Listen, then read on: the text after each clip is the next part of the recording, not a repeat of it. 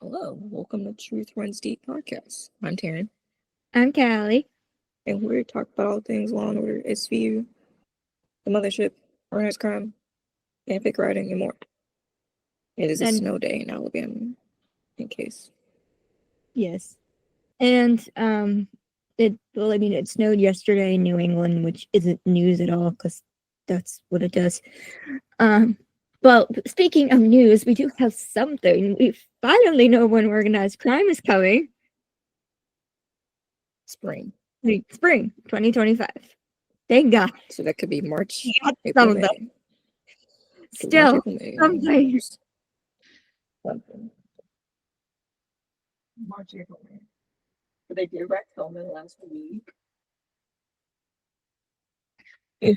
They thought finished filming last week, so Yeah, we do literally. know. Or like they started filming and then all the cast like a few days later actually found out when the show was coming out. So they're like, "Oh, by the way, I know now. So here you go." We still have like no details of any episodes or any characters, nothing, but it's done apparently. Yeah, that's all we know. Had a little party afterwards like they usually do. Even that was kind of like not that as big as it was Yeah, last time, but I know. They're all chill. They're having they're fun. mhm. And so hopefully I guess even when these shows get like their spring finales, if it ends up being in like April or May, we'll still have more shows to talk about. But we don't know if they're gonna do it all at one time or do it weekly. So Okay, but if I try binge watching it, it's probably going to be a problem. we'll see. I probably feel like I need to space it out week by week like usual. Okay. We'll see. Oh, also, nope. Never mind. I forgot what I was going to say. Oh, I know what I was gonna say. So, well, we know about this on Wednesday. So Thursday is Marishka's birthday. So she has some sort of secret surprise, but we don't know what day it's gonna come Yeah. out. But it could be on her birthday. A lot of people think that she might be saying she's writing the book, which if she is, I will be That'd buying be it awesome. immediately. We'll be buying it. So I really hope she does because yeah, she's so good just talking. Like she's so eloquent and genuine and kind and heartwarming. Like I want that in a book. yeah. If it has like an audiobook too, man, I'm locked in. Yes, literally let have Mariska read it to me, please. Because if it's true, we'll do a special episode where we review the book if that happens. Okay. Really, we don't really know what else the special announcement could be, so who I don't know. We'll knows? find out. Do we know for sure that she's announcing it on her birthday? No, I'm saying that was speculation. I'm not saying that's true either. She said January, and there's a lot still updated in January still, so No. Who knows? Maybe. speculation. Okay. Anyway, Um, we'll get back to Narishka and stuff, but we first mothership thingies. yes, it's called Enemy of the State, which we didn't know State. about till the day it came out because Yeah, we weren't paying literally. attention. Um. So it starts with this. It's just a casual night in the city of New York, and then there's this man who's walking around, but you can tell that he's panicking about something. Um, and he called someone and is pretty much like, "Hey, something bad happened. You need to help me." And then Mhm. he goes into the subway, and he's still freaking out. And next thing we know, he did. Yep, and how it goes on the And show. then they have, I don't know why they kept showing this because this dead body was so graphic. I literally had to keep looking away. Like, the body is literally like covered in blood. Yeah, but you'll find out why, because he was hit by the train. Yes, he was somehow Which ended train? On the somehow ended tracks. on the The track, subway. hit by a train, blood, dead, go. Um,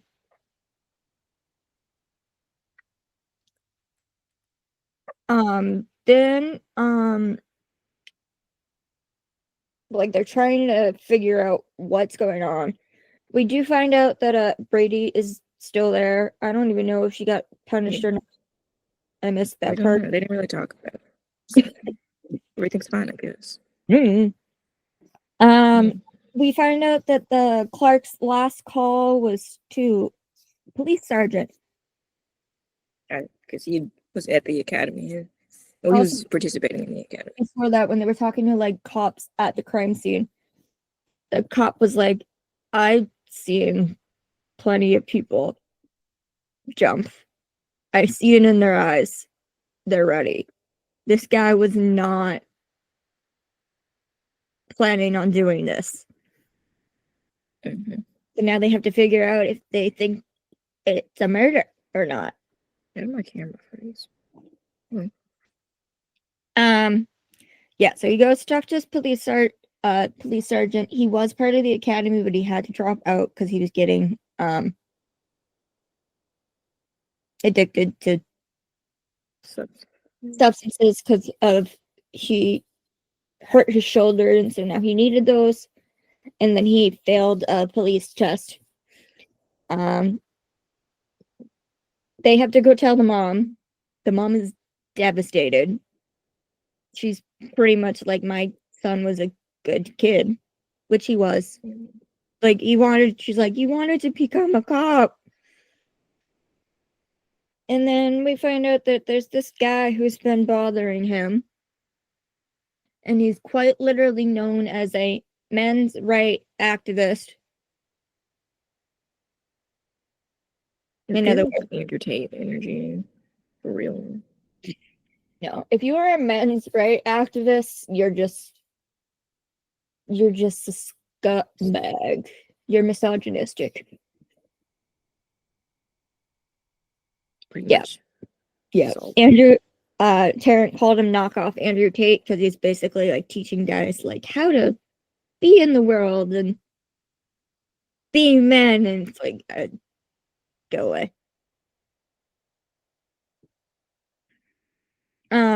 They literally find a message from the guy to the kid, and it literally had something of like, "I'm going to kill you" or something like that. So Brady was like, "Go ruin this prick's day." So they go down to his little, like, I don't know, boxing arena. yeah, it's pretty cringe. And arrest him. And he goes to the precinct, and Brady interrogates him. And at one point, he goes, "Listen, lady." And she's like, "Lady, I prefer lieutenant." Like, She's like, put some respect on my name. yeah, exactly. And basically, the only reason he threatened.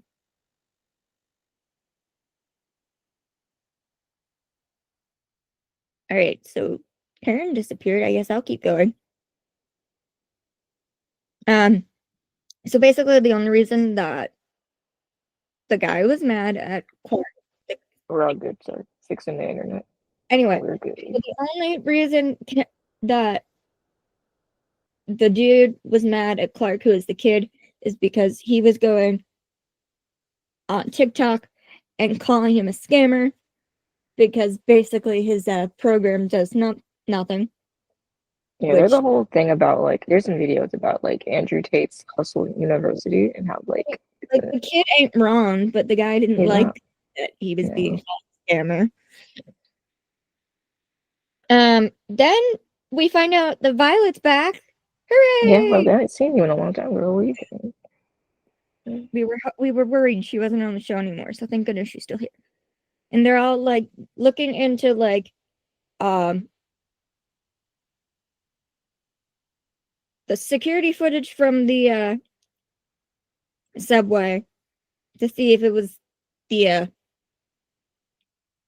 scammer dude that pushed him. It was not. Mm-hmm. They find the bracelet. They're able to search the bracelet. They find that the bracelet belongs to a friend of Clark's named Noah. They go to Noah's bedroom apartment and then they find C4 wrappers in there. And they're like, this isn't good. This is real bad. And for you, if you don't know what C4 is, that makes things go boom. Yeah, it's an explosive.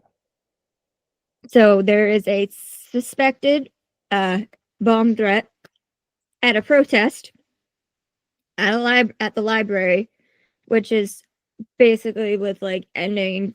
People are protesting, saying end forced labor. There's apparently there is forced labor going on in China, and they're forcing Muslims to do it.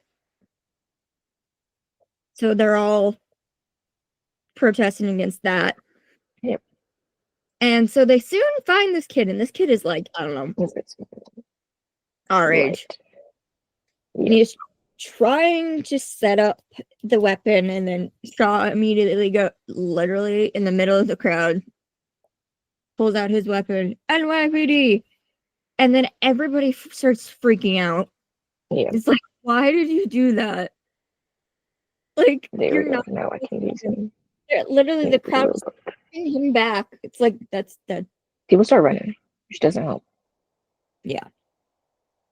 And then right before he could make anything go boom, Riley tackled him.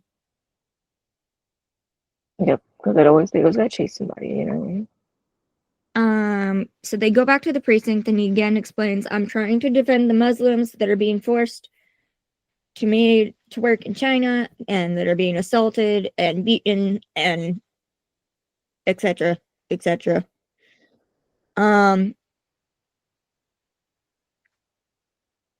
Well, then they tell him that the bomb he had was fake. It wasn't real. The C4 was actually modeling clay. Which is crazy that they look so similar, but you know, And the kid was shocked because he thought had it was real. no idea it was fake. And Noah thought he had no other choice but to do this. So now they have to figure out who told him to do this. Yeah. And they also, the reason he was freaking out is Clark went to go visit Noah, and Raymond saw the bomb. Yeah, And that he's then he ran out of there, and Noah followed him and pushed him. So he but he thought he was gonna report him to the police. So yeah, then it's lawyer time. And we have Sam and Nolan calling each other by first names. Yeah. Apparently there's more snow. We find Oh, out there is that a lot of snow, y'all. It's crazy. A whole lot of snow, bro. we find out that Noah is pleading guilty to. There's like snow up there. Oh, I see it. We find out that Noah is pleading guilty to what he did to Raymond, and that he's going to give up his boss, who told him to make the bomb. That is the jihadist. Well, they go to find the dude. The guy doesn't run. And they're like, okay, you're coming with us. And then he's like, I'm FBI, sweetheart. I don't appreciate that attitude, but okay. Done.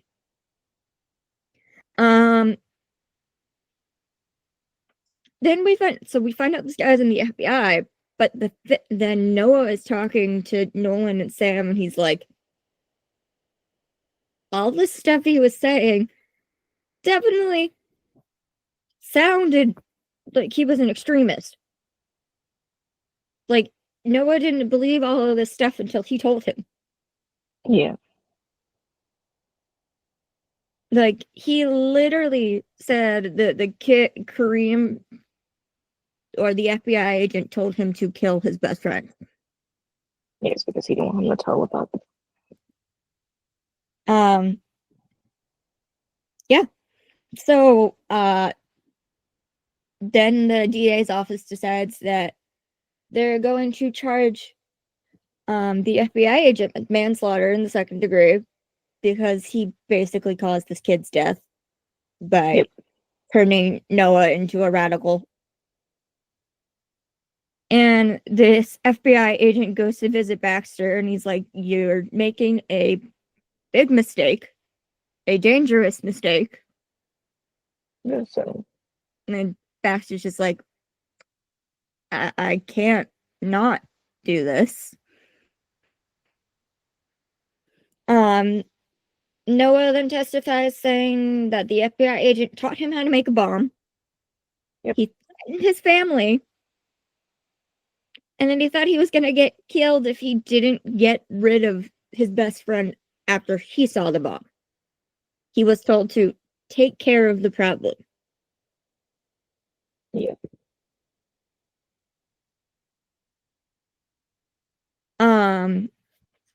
So then we get Sam and Nolan at Nolan's office, and Nolan's in his like casual-ish look, like You know, sleeves rolled up, his shirt buttoned over. um and Sam comes in with like the final box of all the reports that the FBI agent had during this stint, or that have to do with his work. So they open the box, they pull it out, they pull a piece of paper out, and all of a sudden Nolan goes, "You got to be kidding me." He immediately rushes into Baxter's office and says, "You were the architect Architect.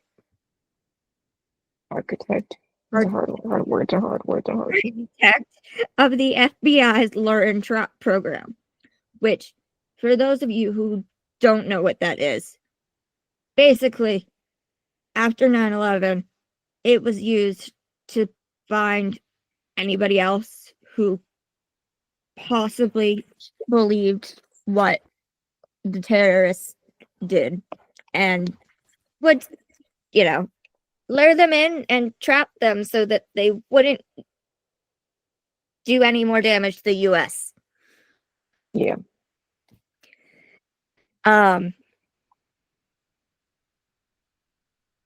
So we, like, Nolan is like, you knew all this. You know that the FBI agent is pretending to be a radical to actually catch a radical, but instead he made this Bad things happen.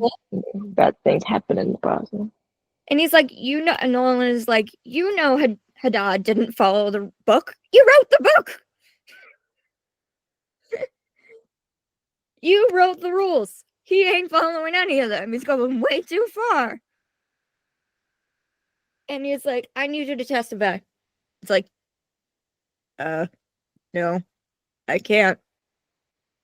And then Nolan was like, okay, well, I'm gonna go to bed tonight and sleep well, knowing that I did everything I could to get justice for this kid.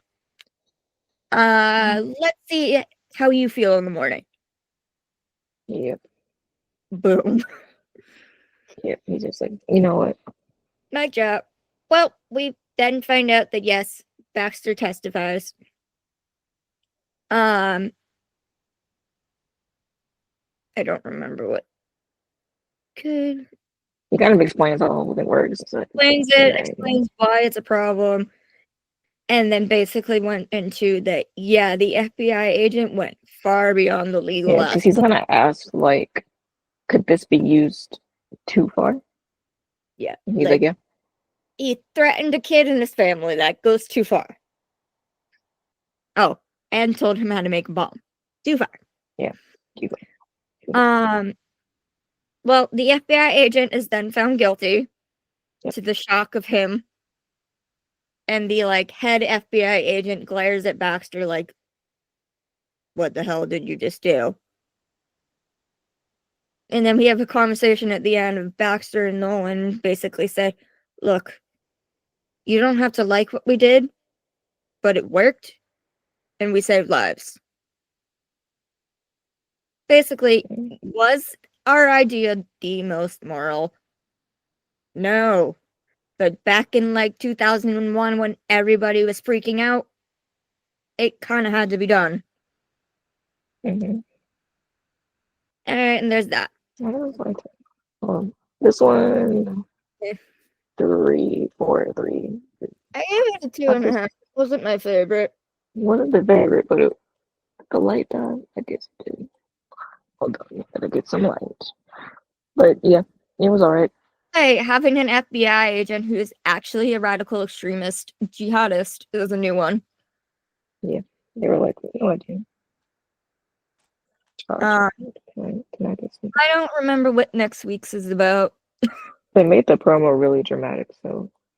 But it's called Greater Good. And it's a little bit of an ER reunion also. Oh But, yeah, I remember. So it's the but it main says when a guy. music Mongol but it says when a music Mongol is found dead, Sean Riley clashed with an undercover officer unwilling to cooperate. Price and Baxter disagree on whether the victim's reputation could help or hinder the jury's decision case. Fun. But yes, also ER reunion, so fun. Yes. I do love ER. And while I I didn't know boo this guy's name prior, I've like seen him and he's phenomenal, so this should be a You good don't have me episode. boo-hooing that one time. No spoilers if you plan on watching this, so yeah. But I boo-hooed that one No! time to me. Woohoo! Alright. I did, and then I cried on an episode.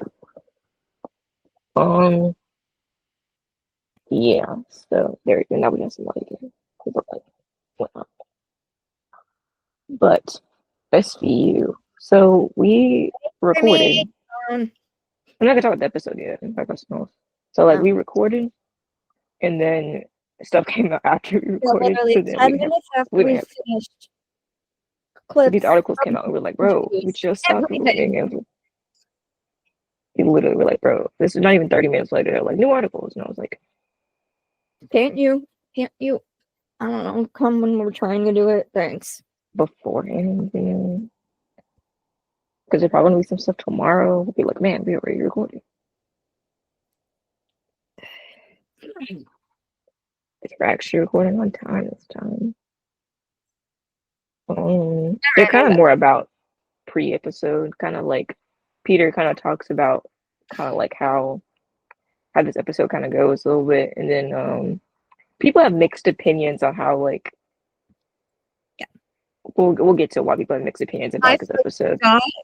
Who said it, but I saw it on Twitter that someone said, "This is how great Peter is. Peter has done countless interviews about the same exact subject and has not repeated a single thing once. He always got something new to say. That's how we're always like, we gotta look at him every time." It's like, no, man is finally getting his moment after years. So finally. All right, guys, buckle in. This one. I do like this one a lot, but it's based on a true. Very much so. True, yes. We'll get to it. That. Buckle in. This is gonna be First Light. So it's First Light, and it starts with this couple who are like before they go off to work that are playing word games on their phone and their iPad. You know how people play Wordle and Quordle and all those kind of like that's what they're doing. The husband is a college professor, and the wife is, I think, an author. Yes, author. And she was going to speak to like a new client, and then the husband makes a backhanded comment about like, "Oh, are you sure I can trust you?" It's like, you're like, bro. Okay. When you go back and watch it a second time, you're like, Well, they leave. They go outside. They look at.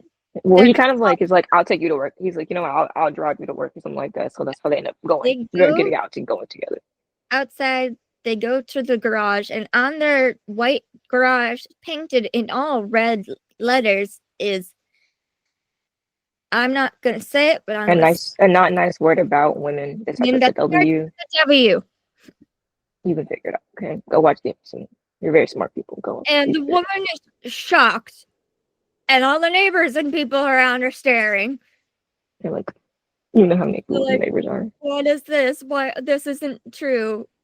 Yeah. She did not know what happened. Then we transition to the first time we see Carisi, and he's literally kind of just standing in the middle of the street, kind of just like staring for a hot second, like how it starts. It's just kind of we like don't know what he's doing at first, and then the camera turns and he went back to the bodega. Oh, they had released this clip right after we had recorded, so we didn't have time to talk about it. We didn't have time to talk about it. So now we're going to talk about it, that he literally goes back to the bodega, which my thing is, there is a giant crime scene. And he said, business is business. Murder and an assault. Why is this place still open? I said, business is business. Well, yeah. So somehow he pushes himself to go back to the bodega. He pushes himself really hard to go do it. I feel like he was trying to act like everything was fine and that he could handle it. But obviously, he can't handle it. The episode got on, you can't really handle it. But there's this like 20-something-year-old kid behind a thing of plexiglass. Yeah. He's kind of playing on his phone. They're like, what do you want? And then he like looked up and he's like noticed Gracie. He's like, oh, yeah, what do you want?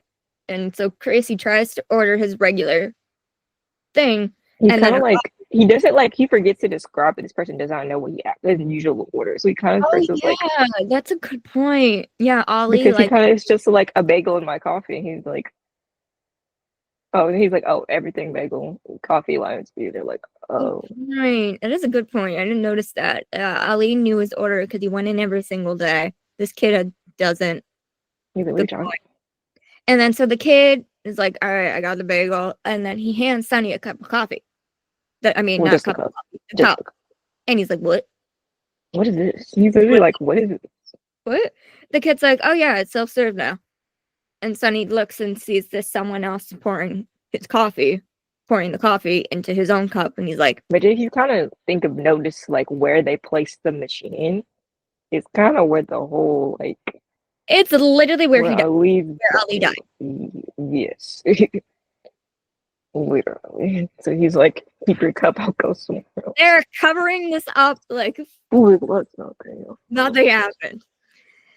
And then so basically Sonny is like, you know what? Keep your cup. I'll go someplace else. He can't do it. So he goes to the precinct. Well, first then we go back to the woman. Oh yes. And the husband. And they both get a delivery of a flash drive with the same W word on it. And so they, for some reason, both plug it into their computers and watch what is on the thing. And it's a video of a man that is not the husband walking in. He's undressing. He gets on top of the wife, and she doesn't even look awake. Yeah. You're like, So basically, they're watching a video of her assault that she had no idea happened until now. Oh, and her husband also has a tape. I don't know if you said that already.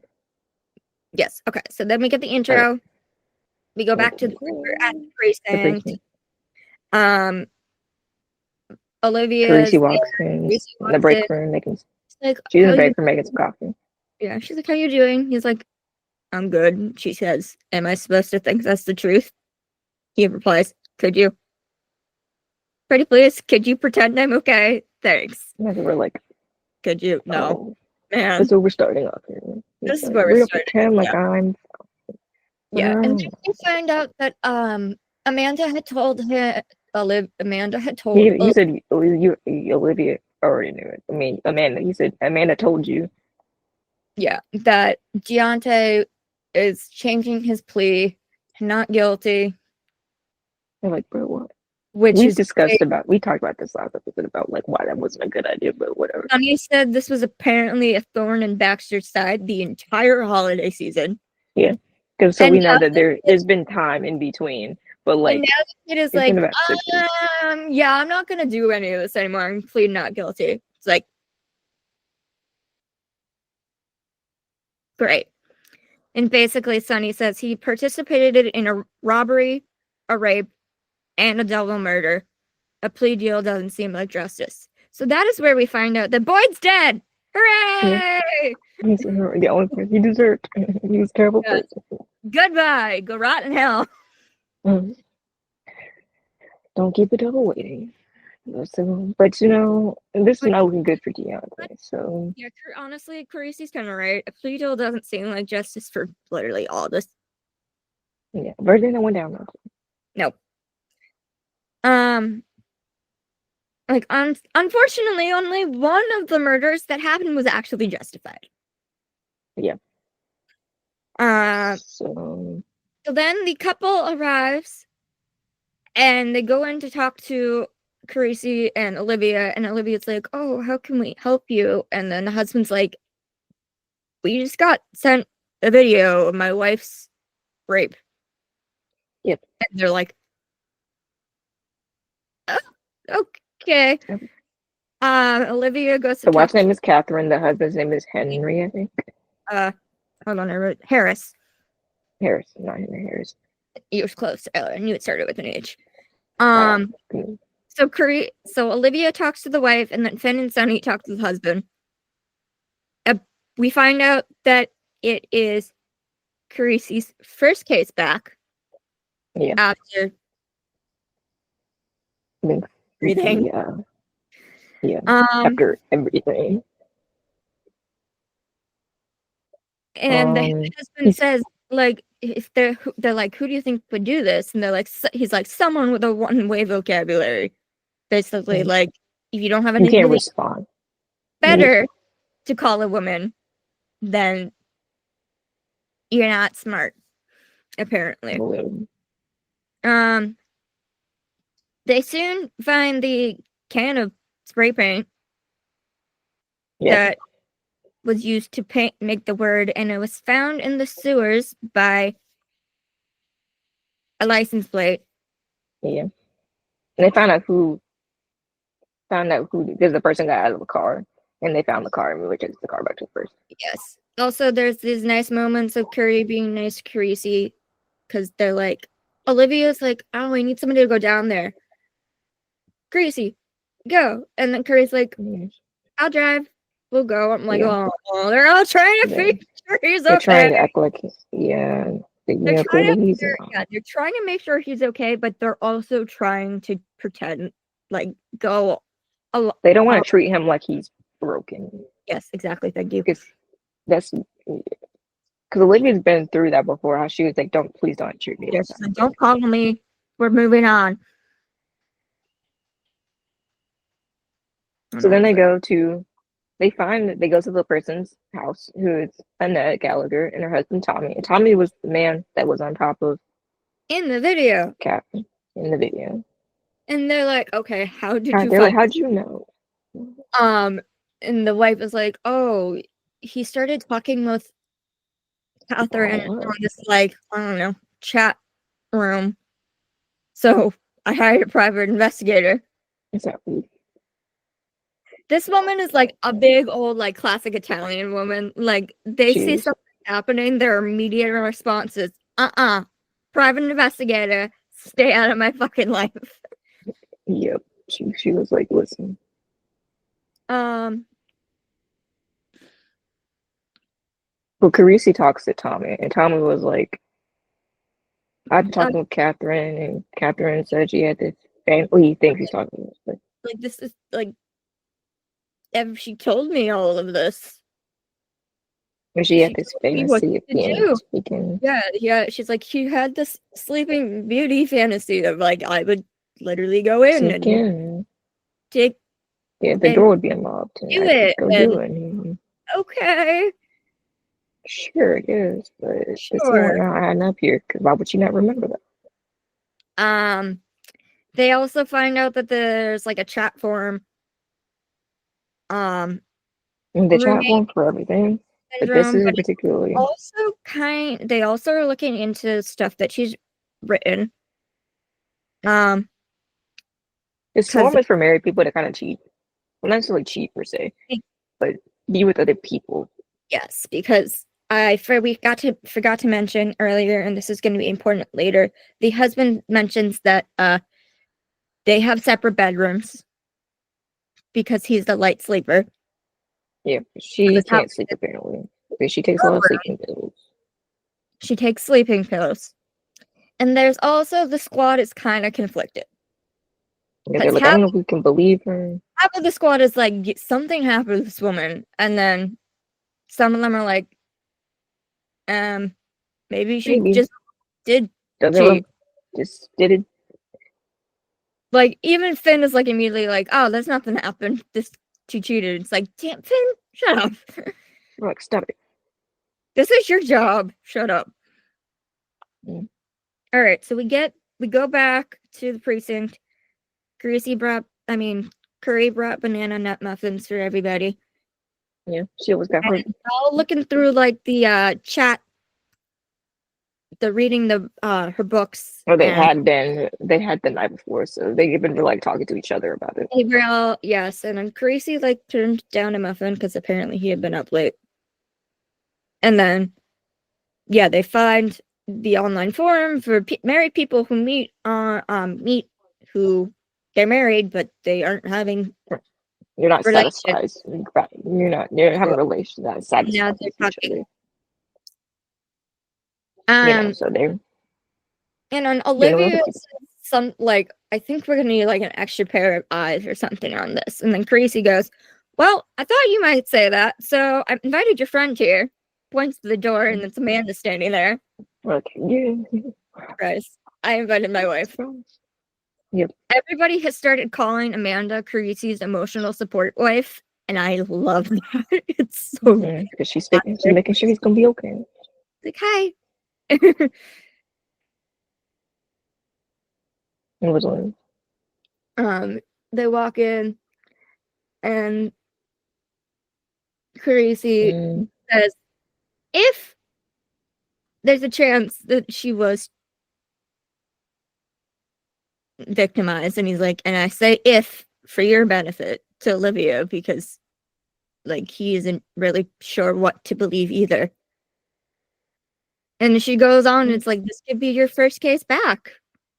She just like keeps saying that, like, okay, I think he's aware by now.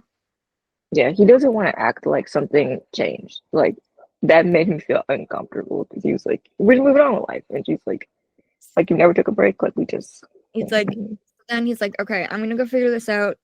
He takes a muffin. He leaves. And we have Curry, Olivia, and Amanda in the room. And they all start talking about, like, basically how Carisi's been doing. And Amanda's like, he's okay. We're managing. And then Curry was like, oh yeah, I was up with him when we were reading the forum last night. No. And he did come dangerously close to a smile on our drive back.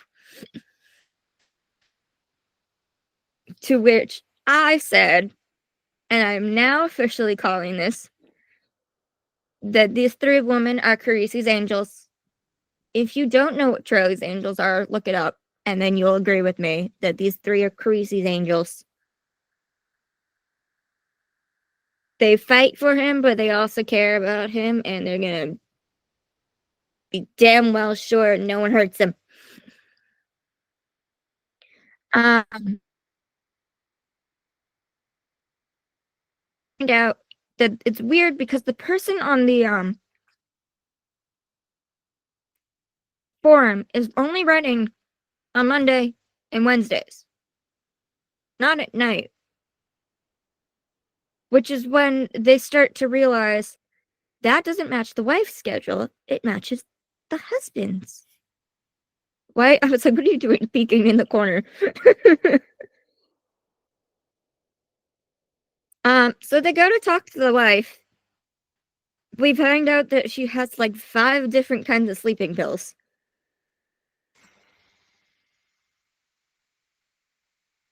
We also then find out that she was not writing these posts. This is when we start to put the pieces together that she's getting set up.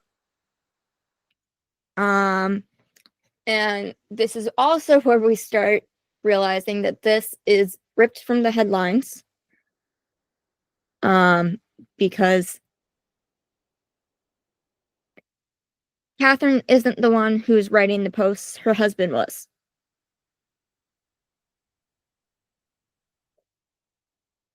And this also happened in France, where this. Okay, Yeah, we're back. I went to go look at the snow. No. Like, you don't understand. If you live in Alabama, you get snow every like 5 years, so it's special. Yeah, like for me, this is like, oh, snow, cool. That's nothing. Terryn, it's very rare, so. All right, so as I was saying, the squad has now figured out that Harris is the one who started writing all of the posts. You want to know about Giselle, her case. So basically, white. And so yeah, Giselle, France, go. Yeah, okay, so she's like currently like in her 60s. Yeah. I think. But for like 10 years, I'm not trying not to say it in a way that doesn't spoil the episode. But like this is a reference that essentially for 10 years this had been happening to her where she could not remember things happening to her. And apparently like 60 to 70 men her husband let into their house. Like 60 to 70 men.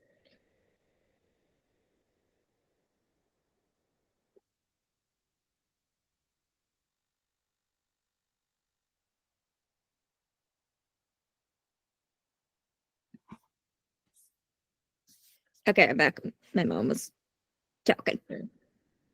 So like 60 to 70 men like assaulted her over 10 years. And like 30 of them have been charged, I believe. Yeah. Out of the like 60 to 70. So it's an ongoing. And when we get more and, into her daughter's coming forward saying that like possibly something happened to her. So it kind of just. So Olivia and Curry have to go tell Catherine that her husband was the one writing all the posts. Yeah. And he set her up. And she starts freaking out. But she doesn't think her husband would do this. Like, this is insane. This is insane. Harris loves me. He would never give me away to a stranger. Like, because they're basically telling her right now that her husband basically set her up to get assaulted. Yeah, because he likes it. Because apparently it's a turn on or whatever. Whatever. And she's like, you need to go. She like kicks them out of her house. Oh, they do find out that the garage had been repainted. Yeah, but really sloppily. Not the same color, so you can clearly tell it's been painted over. The company didn't do it, so couldn't do it. So Harris did it sloppily, different color. And then Olivia stares at it and she's like, I'm not letting Harris Vernon cover up anything else. You know, one of those things. Then they go to talk to Carisi, and Carisi goes, I'm sorry, you want me to pursue a case where the victim blames herself? Yeah, it's like, this is where we're at right now. Yeah. Mm-hmm. And then Amanda continues. She has a person who continued to compare writing styles from somebody just did a job for Harris, and it is official. Catherine did not write any of them. Harris did. Both the text and the stuff on the forum. Yep. And so now, then they start finding out that Tommy isn't the only person that people thought they were talking to Catherine. So they bring all these guys in, and then basically to tell them, you got set up. And so basically it starts with, hold up, this guy says that's who I was exchanging fantasies with? Some old dude?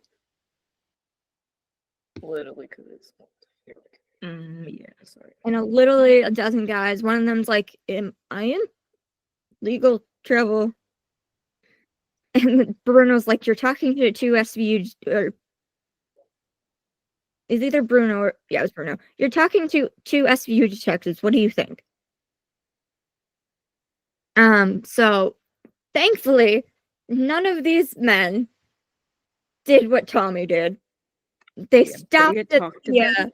They talked about it, but never did it, so it's not crime. They stopped on the forum. They didn't act on it. So now they're like, great, we have to see if there's anybody else who actually acted on it.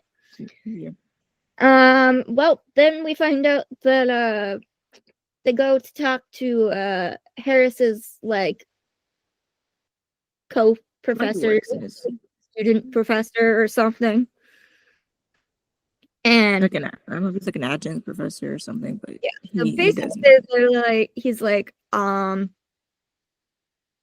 he said that his wife was in love with me when they were at like a conference and we were flirting, and he said that he apparently got turned on by watching somebody have sex with his wife, so he wanted that. Like, oh, okay. Whatever floats your boat, but you know. So this dude also did what Tommy did. Yeah. Great. So now there's two people. Then they two people go, that they know of it. They're finally able to convince Catherine, and she's devastated. She's like, my marriage is over. And Olivia's like, but it's been over for a while. You're just finding out. Yeah, that's tragic. And so then we get Creasy and Finn at the house, and they're arresting Harris, and he's like, I didn't do anything. He's pretending everything is fine. And Creasy goes, always good to see a scumbag in cuffs. It's like, uh-oh. Mm-hmm. Oh. Yeah, he's getting angry. And Finn is like, I was wrong. She wasn't cheating. This guy's sick. But he's like, are we really supposed to do a trial based on these guys thinking they're enacting the wife's fantasy? Mm-hmm. And then Creasy's like, well, all the evidence is based on fantasy. Why shouldn't the trial be? So then we finally get Creasy back in court. Olivia testifies. Creasy sits back down. You can immediately tell by the look on his face. He is not fully there. He is rubbing his face, trying to wake himself up. He's blinking himself out of a state. Ain't good. We then show him having a flashback. Yeah. Like he's having a flashback. Maybe, well, there's several times he is. Oh yeah, they showed at the beginning too, like the highlights of like what happened, not necessarily highlights, lowlights of what happened at the robbery to remind you what happened, also showing that Creasy's having a flashback. Well, then they have a doctor testify, and then they find out that the sleeping pills had been tampered with. So they were double the dose. So there is no way she was conscious and awake and could have known what was going on.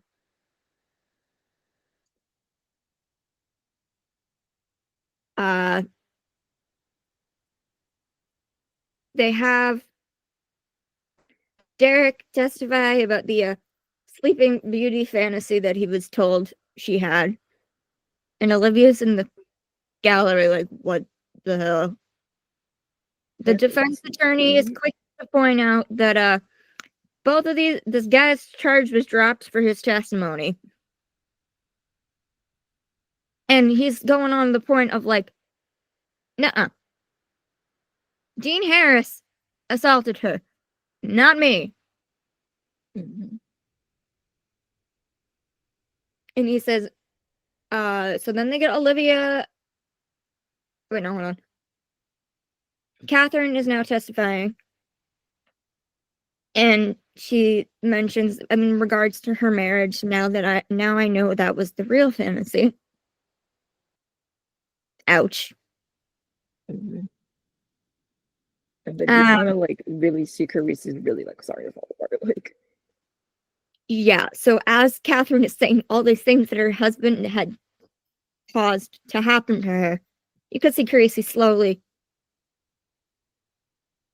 start to get both angry, unfocused, broken.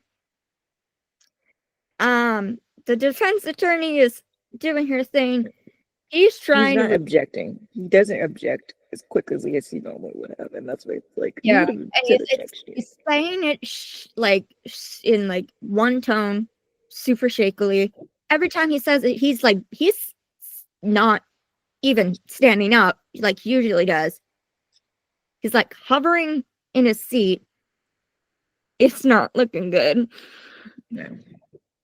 He's making faces like he's trying to hold it together. Then Catherine another flashback. And now I know, like, in regards to like, oh, the defense attorney is like, oh, well, you were probably fine with it. And she's like, no. Now I know the degradation is not mine. It's his. And she says something else. I don't remember what. But then all of a sudden the judge starts talking to Carice. And keeps saying his name. And Carice is over at his table. Head in hand. He's mentally gone. He's checked out at this moment. Face scrunched. Looks like he's about to burst into tears. Actually, I think he did. I think he was crying. I'll have to go back and watch it, and let me grab it real quick, actually. And then he's like, yeah, because then you have to pull up the. I forgot. There was a quote I forgot to get earlier, and I didn't watch it again. I'll get it. Yeah, pull up the screenshot of the face because, guys, you have to see this. Like it breaks you. And he starts having a flashback in the middle of the court. It ain't going well. Eventually, he's able to choke out.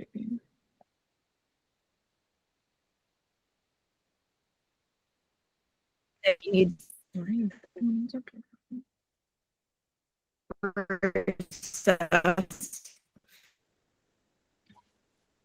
ain't pretty. No, because he is. Olivia after the case, and then just basically like the defense attorney made me look like I was the problem. And Olivia's like, she was just doing her job. Catherine immediately snaps back. A damn good one. Why didn't Mr. Carice do his? It's like, ouch. Gee. Owie, ouch.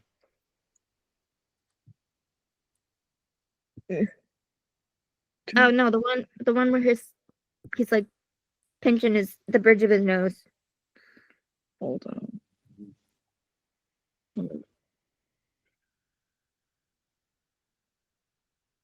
We can't actually show you all because I can show you still, but I can't show it moving because they be like copyright claim. Yeah, literally, they're trying to say his name. His head is in his hands. He looks like he's crying. It ain't good. He is, because when you like go back to him, his eyes are all glossed over, like he had some tears. Yeah, like, see, great. Now he's fucking. Literally, he's fucking crying in court. When? Fuck. Yeah. So at this point, the case is kind of looking like an issue, because Yeah. And then Olivia goes back to the courtroom. Creasy is still there. Yeah, no one, just the security guys. Yeah, him and like a no security guard. Olivia's like, "Can we have the room?" He leaves. Creasy's on the phone with Baxter, and then hangs up, and basically is like, "Yeah, Baxter found out about all this. He's potentially gonna take me off case. It ain't good." But Creasy knows that, like, he has every right to, because he says, "I let Catherine down today. You can't come back from that." Yeah, it's like, ooh, this whole conversation is just like, this whole conversation is fucking heartbreaking. Yes, but Peter did. I read an article Peter did where he talked about like Mariska kind of like she mostly directed the scene, so like they kind of vibe off of each other. Of so course. like, it was like they kind of like went off of each other's energy about like how to do this scene. Yes, and they're very good at this. But of course, that's why it's so fucking heartbreaking. Yes. He's literally like, "I can't come back from that," and he just like all of a sudden he just breaks and says probably the most heartbreaking thing I've ever heard him fucking say in the show. Everyone just you're watching. You're like, you instantly just your face falls. I started crying. He goes, okay. I can't even smile when my kids open their Christmas presents, Liv. Fuck. Yeah, and then we're like, oh, fuck. what? Because then I can't even enjoy watching my kids open their Christmas presents. And you're like, I can't even smile. Yeah, you can't even smile at it. And Peter went on to do an interview because somebody asked him about this too, and he's like, he would probably be the dad who would dress up as Santa Claus. He says, we have a screenshot. He says, after that, he says, if you ever been with somebody that you're close with and you love, but they're just going through a hard time, maybe you're a little resistant to open up about it. I think that's how Carisi is processing this. So, like I said before, the thing that would definitely be joyful for him, I can only imagine Carisi before or on Christmas morning, probably dressed up like Santa Claus. Now he's sitting there and he's just numb. It's not hitting. He's probably sitting there expecting to feel it, because that's how it always is, and it's not coming. And he starts asking questions, what's wrong with me? And can I come back from this? Like, it's like, yeah, usually Sunny would, it's like all the kids would be getting excited, Dad, look, and he'd be like, oh my god, that's so great. And now he's just like, fuck. No. This is why this hurts the most, because there's like a trope that's like a sunshine character. Sunny, quite literally, is a sunshine character. Now that he's hurt, it hurts worse. Because he's like cold. It's not even like he's not even that he's just sad. He's just like completely like shut off. I mentioned to Terryn once, I was like, I took for granted seeing him smiling and happy, apparently, because now it's gone and I don't know where we're gonna get it back. He's coming back. So yeah, he said the thing about the Christmas presents, and he's like, I don't even have feelings anymore. And the jury can sense that. A lawyer is supposed to have passion. And then Olivia's like, you sound angry. He goes, yeah, I'm angry. She goes, well, that's a feeling, isn't it? He goes, Liv, what the hell do you want from me? And I feel like, oh shit. But I think people mistook this scene. Oh, hold on, I misread it. He's like, a lawyer's supposed to have passion. His voice is getting louder. You can tell he's getting angry. Yeah, I'm angry. And she's like, well, that's a feeling, isn't it? And he immediately glares at her and goes, what the hell do you want from me, Liv? It's because he's inconsistent, not saying inconsistent, but like either he doesn't feel anything or he's angry. And he says he doesn't feel anything, but he says he doesn't feel anything. Yeah. But like people didn't take this scene like didn't like how the scene was presented, but like you have to like really think that like for one, like Peter and Mariska are really close and they would know how to do this scene, and also like Benson and Carisi are also really close, and like Peter said, like if anyone else had told him this, he would have been like, "Go kick rocks."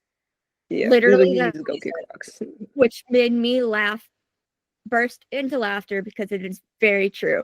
If anybody else told Carisi that, they'd be like, "Get out of my face, go kick rocks." But Olivia, their connection is so close. He knows it's from like, you know, a deep place of love, like place of love. I care about you. She's like, I need for you to come back. I need you to wake up. She takes his hand. It's like, literally, need for you to come back. I need you to wake up.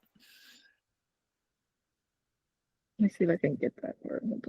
Yeah, great. So, now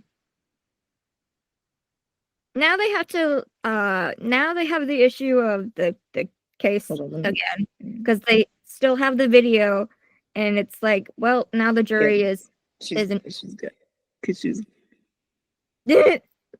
got his opinion. As much as I wish, like, that if anybody was gonna say like that first kind of like thing, it would be Amanda. It's kind of also good that it came from not. I think it didn't need to be. No, it didn't need to. That one. It We didn't need to to keep that separate for now. Yeah, because he needs somebody that's like a rational person and somebody who's just trying to like make sure he's okay. All right, so then he's back in his office, and Annette, the woman from before, goes to talk to him. She's like, you gotta help me figure this out. Like, my husband is stupid, but he is not a rapist. And then Carisi goes, that was kind of funny to me. She's like, you stupid. If you know something that will help me take this pompous ass down, I would be grateful. One blue-collar kid to another. And it's like, he has two things in regards to that. He's angry. He's calling somebody a pompous ass. Okay. Two, we get a little more on his background, but kind of like what people expected. Like, every day, like, his dad is a worker. Blue collar. Like, makes sense. And the wife goes, in regards to, you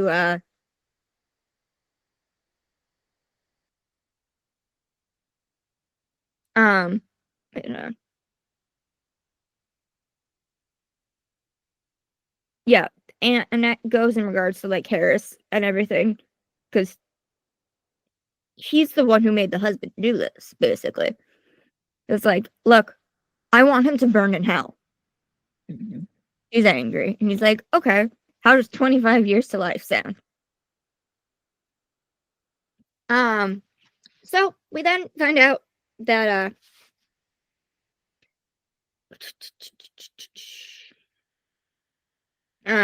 it kind of went deeper because then Harris was also paying off Tommy's mortgage. Yeah. For the in order for him to do the fantasy, in return for him doing the fantasy, and then they both get off on it. Yeah, he's using his wife's trust fund also to afford to pay this man's mortgage, which makes it like They then talk to Tommy, and they immediately he admits that he saw the husband tamper with the sleeping pills and drug him. He watched it all happen, and then he still did it. Really kind of disturbed. So now they pretty much have the nail in the coffin. So now we have Olivia and Carisi go back to talk to the lawyer and Harris.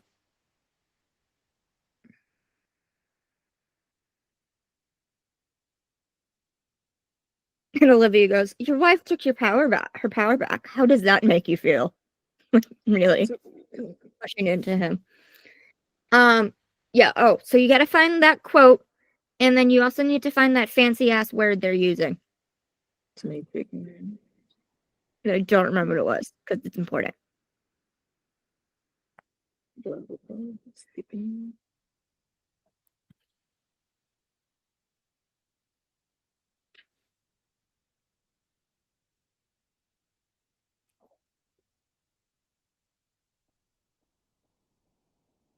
Oh, because the husband's kind of acting like, no one would have known about this if somebody had spray painted the house.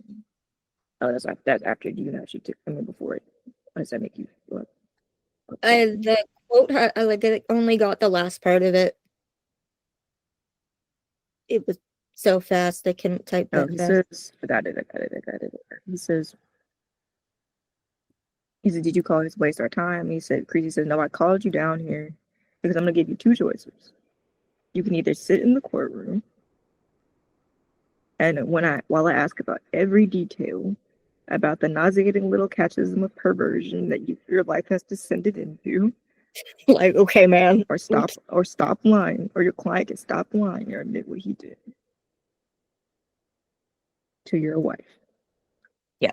And then you gotta find the fancy word. I forget what it's like. It was catchism. Catchism. And perversion. No, I forget what the word was, but it's like basically it was getting Okay, okay. He says, okay, that's the next one. So that's the next one. I'm like reading the subtitles. Because this is why would I do that? And Carisi says to give you the feeling of joy that comes from another person's happiness, even when it doesn't benefit you directly. No, he goes, hold on, there's a word for that. And he says the word because that's what Compersion. Compersion. That is what people have been quoting the whole time. That's why he wanted. That is the reason that he gave to these men that the wife wanted it. She's doing it so I can get my fantasy too, and everybody's gonna be happy. Like, yeah. So, well, the dude is screwed. Yep. And unfortunately, this is exactly what happened in the French case too. The husband basically set up a whole bunch of his wife, a whole bunch of time. Over 10 years. It was like 70 men to go assault her whenever they wanted. They got paid. He paid a lot of money for it. They got paid. Like 30 of them have been 30 of them have been charged. At least 30 have been charged. And that's of like recent though. This only broke like 4 months ago. So and here's people are still waiting. Very like forefront talking about it too, which explains why this would be an episode. But some people didn't like that it came so early, but I was like, it's been 4 months. I like 4 months. It's come fast. And then also, I think some people just wanted a reason to complain. Some of y'all just wanted a reason to complain. The incredible thing about this is the woman, Giselle, specifically did not know about any of this. I forgot how she found out. I have to look at that. I think it was similar to like somebody else saw the video and then told her. Yeah, and I think somebody she knew. It was like, and she could have kept it to herself. But she said, no, but instead, she decided to come forward. That way, other sexual assault survivors would know that they can come forward too. Like, you go, ma'am. Woo! Exactly. Hope you have a long and prosperous life. All right, and then we finally get the fluff, happy scene that we were looking for at the Carisi family dinner.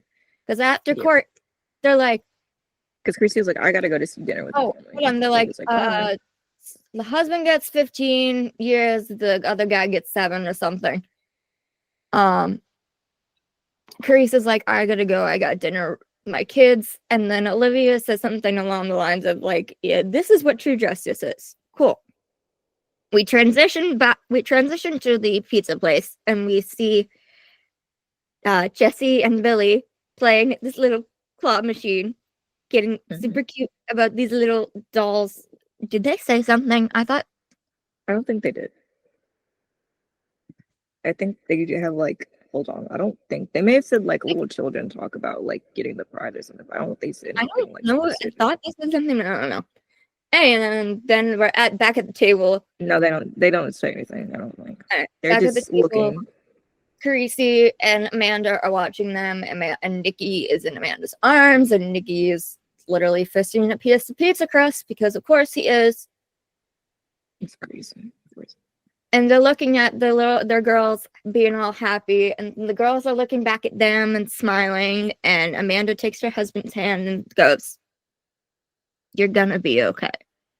Yeah, because initially she says, like, "You want the last slice of pizza?" And he's like, "No." And she's like, "More for me." You're gonna be And then they're okay. watching them play. You're gonna be okay. And then she goes, "Yeah, we are." And he looks at the kids again. Jesse smiles at him, and he immediately smiles back. End episode.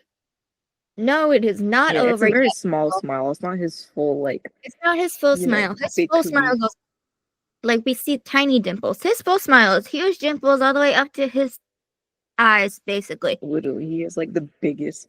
It's not fully And there, but I had to make sure I heard this right. But Amanda says, "You're going to be okay." And Carisi's reply is, "We are going to be okay."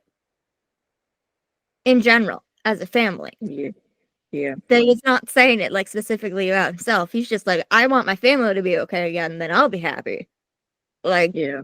He kind of has to figure out that he has to heal himself first Therefore, you can't pour from an empty cup. Like, he hasn't quite gone the family. And so no, it's not over. no, Peter said this is gonna be like the season, but it's that, like, at some point I feel like they're gonna have to, like, the trial's been delayed months because of Deontay cheating his plea, but I feel like that's gonna come back around again. The clouds are starting to part of it. He's starting to realize that he has this is affecting you more than you're letting it happen, and you need to, like, healthily output this, otherwise your job's at risk. Gets 5 stars. Yeah, the first one. Perfect opener, wonderful opener. Everything good. Literally so many Peter interviews. Both video interviews and oh my god.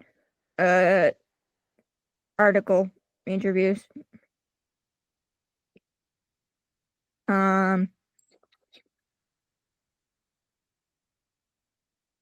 I forget where. I think I saw one that Peter was just like, I'm just happy they gave me something. It's like, I'm just happy they gave me a storyline. Like, exactly. He's had very few in the 10 years. And, like, it's such a, like, I don't want to explain that, like, first of all, he's, like, killing at it. Like, it's, like... He is. But, like... give him Emmy now. I know the Emmys already happened. Episodes titled that. Yeah, but give it to him now. Well, I'm not titling the episode that for a third time. But, like, that, and, like, it kind of shows something that a lot of shows don't talk about, which is, like, men going through trauma and handling it in a way that isn't destructive. Like, that's not talked about often. Most of the time, it's either just they're angry, you stay and angry. then move on. Or it's just totally ignored. So at least now we're getting that yes, he's angry, but we're also getting that unfortunately he's breaking down and he needs help. Yeah, hopefully he doesn't crash and burn. That's hopefully not that. Like, we need him to be okay because. Yeah. All right. Well, we did hear some. I'm not going to say specifically what this is, but we did hear some tabloid news, but we can't tell you about it. If it's true, then we're going to be fucking excited. But we can't tell you. We can't say because there's no proof that it is true. If it's real. But if it is, you'll find out from us. Yes, you will. Or we'll be screaming on Twitter. You'll see. Yeah. So next week's episode looks interesting. It's Master Key. This one got a lot of, like, talk. I'm not necessarily talk per se, but I feel like I, like, heard about it a long time before, like, it came out. It's about, it says, when a teen from a group home goes missing, the squad only has minutes to determine if he ran away or was abducted. Alaska expects the system at large is to blame for letting children slip through the cracks. So the kid is like a heavy topic, very heavy topic of like the foster care, like the like. Yeah, one, we have a male victim this time. Two, we know from previous episodes. When they show him, he's got a little bit of blood on him, and he has a gun in his hand. They don't know if he's like trying to harm himself or someone else, but they're like, "What happened?" And unfortunately, the foster care system is not great, so all these kids can fall through the cracks, get hurt, abused, etc. It makes me. I'm curious. What Velasco's connection to this is, like, why they mentioned him in the summary specifically. I guess because with his upbringing, he like. Yeah, is there a foster care system in Mexico? I mean, there's a foster care system everywhere, but like his foster care system was training to be an assassin. A hitman. And that's why. Yeah, I guess somebody raised. It's hard to tell what he has to say, but we'll find out what he has to say. Yeah, we think he had. We're pretty sure he has parents. We don't know where they are. What happened to them? He had to have parents. How long they raised him. But so it'll be interesting to see. This also, I feel like the foster system should just be like, I don't know, it's a pretty prevalent thing for like most of them because either their parents stopped or they have a connection to the foster system. Olivia, especially, her kid is adopted. Yeah. And Noah had some rough foster homes before he finally took it. All right. Well, I think that's it for now. Yes. We don't think any more new things might come out between now and tomorrow, but it will. Marishka's birthday is Thursday. That's all we know. Happy early birthday. Yes, we are. I didn't wear my shirt, but I guess I had to wear it Thursday then. Yeah, no, I'll wear it on Thursday. It's fun that apparently, people are like, oh my god, her birthday's on Thursday, and there's an episode. Mm-hmm. We love that, yes. I think that might be it. Yep. Your perspectives. It's very exciting, and we're excited to see what's next, because especially if this tabloid news is true, we literally can't tell you. I know. We literally hope it is. Because if it is true, we should be finding out in about a month or so, probably. We need it to happen because it needs to. Somehow, like they film, we shouldn't release March, April. Which, we need the step, whatever the. April at the latest, because they should movie down April. Because. Yep. So we put some fics up. We updated some fics. We're kind of doing some random stuff for now. Hopefully we'll get back to actual things soonish, but some of them are real random. We just don't want to tell you. We cannot tell you about them, but like. Yeah, and some things are just like loose ends that we like. They're coming up in the story. We just can't say anything about it yet. Find things together. Anyway, we got a little award from Spotify because we did 500. The 500 plays. Not a real award. It's a picture of it. It's not bragging. We got our 500 plays. Oh, yay! Thanks, guys. We did get this 500 plays. Thank you. A little. We don't have this. I should print this out and frame it or something, but we did this. Oh, yeah, I found it.